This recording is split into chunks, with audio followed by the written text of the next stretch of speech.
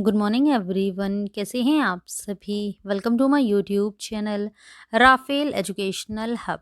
Friends, आज है 29 जून 2024। 29 जून की करंट अफेयर से जितने भी इम्पोर्टेंट क्वेश्चन बन सकते थे वो सभी हम आपके लिए इस वीडियो में लेकर आए हैं। यदि आप हमारे चैनल पर नए हैं तो हमारे YouTube channel Rafale educational hub को सब्सक्राइब करें और साथ ही साथ बेल आइकन को भी प्रेस करें, जिससे हमारे नोटिफिकेशन आपको सबसे पहले और समय से प्राप्त हो सकें। तो चलिए फ्रेंड्स, स्टार्ट करते हैं आज के क्वेश्चन आंसर्स को। क्वेश्चन नंबर फर्स्ट है, हाल ही में किसे अगला विदेश सचिव नियुक्त किया गया है। तो इस क्वेश्चन का राइट आंसर है ऑप्शन नंबर डी, विक्रम मिस्त्री को नियुक्त किया गया है। तो जानते हैं अदर पॉइंट्स। उपराष्ट्रीय सुरक्षा सलाहकार विक्रम मिस्त्री को अगला विदेश सचिव नियुक्त किया गया है। 1989 बैच के भारतीय विदेश सेवा अधिकारी मिस्त्री को 15 जुलाई से इस पद पर नियुक्त किया गया है। वे विनय मोहन क्वात्रा का स्थान लेंगे, जिन्हें इस वर्ष मार्च में 6 महीने का सेवा विस्तार दिया गया था। नेक्स्ट क्वेश्चन है, नासा और स्पेस एक्स द्वारा प्रक्षेपित गोज़ उपग्रह का उद्देश्य क्या है। तो इस क्वेश्चन का राइट आंसर है ऑप्शन नंबर डी, मौसम और पर्यावरण की स्थिति पर नजर रखना। तो जानते हैं अदर पॉइंट्स। गोज़ उपग्रह NOAA की भू स्थिर परिचालनात्मक पर्यावरण उपग्रह श्रृंखला का हिस्सा है, जो स्थलीय मौसम प्रतिरूप की निगरानी पर केंद्रित है। यह उत्तरी अमेरिका में वायुमंडल स्थितियों की निरंतर निगरानी करेगा तथा गंभीर तूफान की भविष्यवाणी और जलवायु निगरानी में सहायता करेगा। इस उपग्रह में उन्नत उपकरण लगे हैं, जिनमें अंतरिक्ष मौसम को प्रभावित करने वाली सौर घटनाओं के अवलोकन के लिए नया कॉम्पैक्ट कोरोनोग्राफ फर्स्ट भी शामिल है। नेक्स्ट क्वेश्चन है, 2024 में पेन पिंटर पुरस्कार किसे दिया गया है। तो इस क्वेश्चन का राइट आंसर है option number C, Arundhati Roy को दिया गया है। तो जानते हैं इंपॉर्टेंट पॉइंट्स।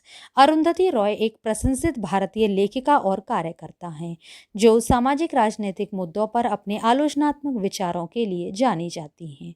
उन्होंने 2024 में पेन पिंटर पुरस्कार जीता, जो उनके साहित्यिक योगदान और वैश्विक और स्थानीय अन्याय की उनकी निडर जांच के लिए मान्यता है। पेन पिंटर पुरस्कार की स्थापना उन लेखकों को सम्मानित करने के लिए की गई थी, जो हैरोल्ड पिंटर के शब्दों में विश्व पर अविचल अडिग दृष्टि डालते हैं, जो रॉय के साहित्यिक चरित्र के अनुरूप हैं।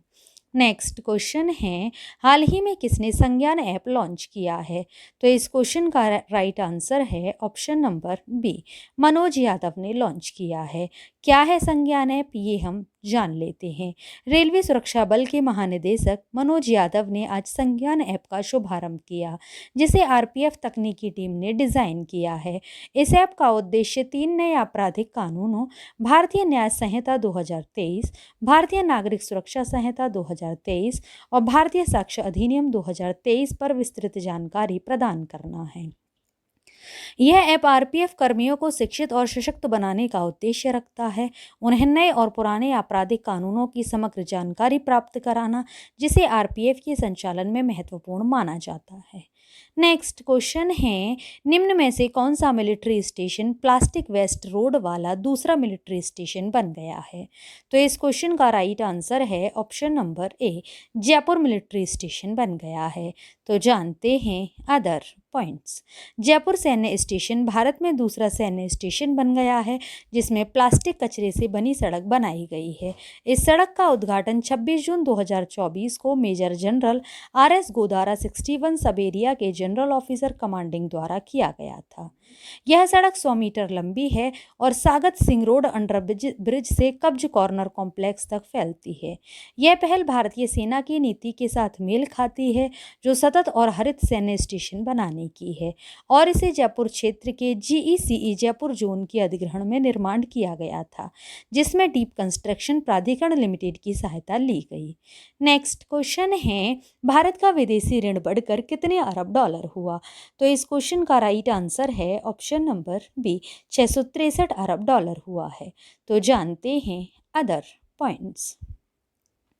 भारतीय रिजर्व बैंक के अनुसार मार्च 2024 के अंत में भारत का बाहरी ऋण 39.7 बिलियन डॉलर बढ़कर 663.8 बिलियन डॉलर हो गया।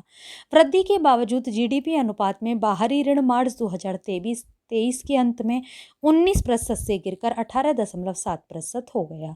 भारतीय रुपये और अन्य प्रमुख मुद्राओं के मुकाबले अमेरिकी डॉलर की मजबूती के कारण हुए मूल्यांकन प्रभाव को छोड़कर विदेशी ऋण में 48.4 बिलियन डॉलर की वृद्धि होती।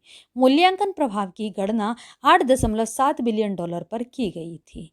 नेक्स्ट क्वेश्चन है, हाल ही में किसने महिला टेस्ट क्रिकेट में सबसे तेज दोहरा शतक लगाया है?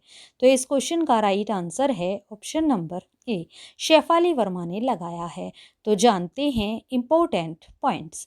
भारत की सलामी बल्लेबाज शेफाली वर्मा ने दक्षिण अफ्रीका के खिलाफ महिला टेस्ट क्रिकेट के इतिहास का सबसे तेज दोहरा शतक जड़ा। 20 वर्षीय शेफाली ने महज 194 गेंदों पर दोहरा शतक जड़ा और सदरलैंड के इस रिकॉर्ड को पीछे छोड़ा, जिन्होंने इस वर्ष की शुरुआत में दक्षिण अफ्रीका के खिलाफ 248 गेंदों पर दोहरा शतक बनाया था। शेफाली पूर्व कप्तान मिताली राज के बाद टेस्ट क्रिकेट में दोहरा शतक लगाने वाली दूसरी भारतीय भी बनी। नेक्स्ट क्वेश्चन है, हिंदी साहित्य में उल्लेखनीय योगदान के लिए 12वां विश्व हिंदी सम्मान किसे प्रदान किया गया? तो इस क्वेश्चन का राइट आंसर है ऑप्शन नंबर सी, डॉक्टर उषा ठाकुर को प्रदान किया गया। तो जानते हैं important points. Doctor Usha Thakur को नेपाल में भारतीय दूतावास द्वारा काठमांडू में आयोजित हिंदी संवाद कार्यक्रम में हिंदी साहित्य में उनके उल्लेखनीय योगदान के लिए 12वां विश्व हिंदी सम्मान प्रदान किया गया। ठाकुर ने हिंदी और नेपाली में 40 से अधिक कृतियों का अनुवाद किया है, जिससे हिंदी भाषा का संवर्धन हुआ है। यह पुरस्कार भारत सरकार के विदेश मंत्रालय द्वारा दिया जाता है। नेक्स्ट क्वेश्चन है, अपनी कृति ऐश्वर्या राय के लिए 2024 का राष्ट्रमंडल लघु कथा पुरस्कार किसने जीता? तो इस क्वेश्चन का राइट आंसर है option number C, Sanjana Thakur ने जीता है। तो जानते हैं इंपॉर्टेंट पॉइंट्स। मुंबई की संजना ठाकुर ने अपनी कृति ऐश्वर्या राय के लिए 2024 का राष्ट्रमंडल लघु कथा पुरस्कार जीता है। उनकी कहानी मुंबई की एक युवा महिला के नजरिए से प्रेरित कहानी को पुनः परिभाषित करता है, जिसमें पहचान और अपनेपन के विषयों की खोज की गई है। उन्हें 5,000 पाउंड का नगद पुरस्कार मिलेगा। निर्णायक मंडल की अध्यक्ष युगांडा ब्रिटिश उपन्यासकार और लघु कथा जेनिफर नानसुबुगा हैं। नेक्स्ट क्वेश्चन है, महाराष्ट्र के किस वन्यजीव अभ्यारण्य ने जंगल में आग का शीघ्र पता लगाने के लिए उन्नत एआई प्रणाली शुरू की है? तो इस क्वेश्चन का राइट आंसर है ऑप्शन नंबर बी, पेंच टाइगर रिजर्व। तो जानते हैं अदर पॉइंट्स। महाराष्ट्र के पेंच टाइगर रिजर्व ने जंगल में लगने वाली आग का शीघ्र पता लगाने के लिए एक उन्नत एआई सिस्टम लॉन्च किया है। इस अत्याधुनिक सिस्टम में हाई रेजोल्यूशन कैमरा है, जिसकी दृश्य सीमा 15 किलोमीटर है। जिस पहाड़ी पर यह टावर लगा है वह किरिंगिसर्रा गांव के पास है। इस परियोजना का एक हिस्सा solar industries India limited Nagpur और महाराष्ट्र सरकार द्वारा वित्त पोषित किया गया था। नेक्स्ट क्वेश्चन है, भारत का सबसे बड़ा तेंदुआ सफारी हाल ही में किस जैविक पार्क में जनता के लिए खोला गया है? तो इस क्वेश्चन का राइट आंसर है ऑप्शन नंबर ए, बनेरघट्टा जैविक उद्यान में खोला गया है। तो जानते हैं अदर पॉइंट्स। भारत की सबसे बड़ी और तीसरी तेंदुआ सफारी जनता के लिए बनेरघट्टा जैविक उद्यान में खोली गई, जो बेंगलुरु से 25 किलोमीटर दक्षिण में स्थित है। सफारी 20 हेक्टेयर में फैली हुई है और वर्तमान में इसमें 8 तेंदुए हैं, जिसका विस्तार करने की योजना है। पीवीपी को 2004 में बनेरघट्टा राष्ट्रीय उद्यान से अलग करके कर्नाटक चिड़ियाघर प्राधिकरण के प्रशासन के अधीन लाया गया था।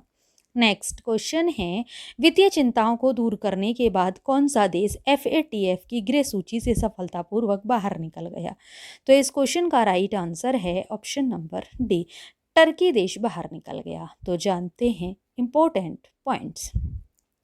मनी लॉन्ड्रिंग और आतंकवादी वित्त पोषण संबंधी समस्याओं को दूर करने के बाद तुर्की FATF की ग्रे लिस्ट से सफलतापूर्वक बाहर निकल गया।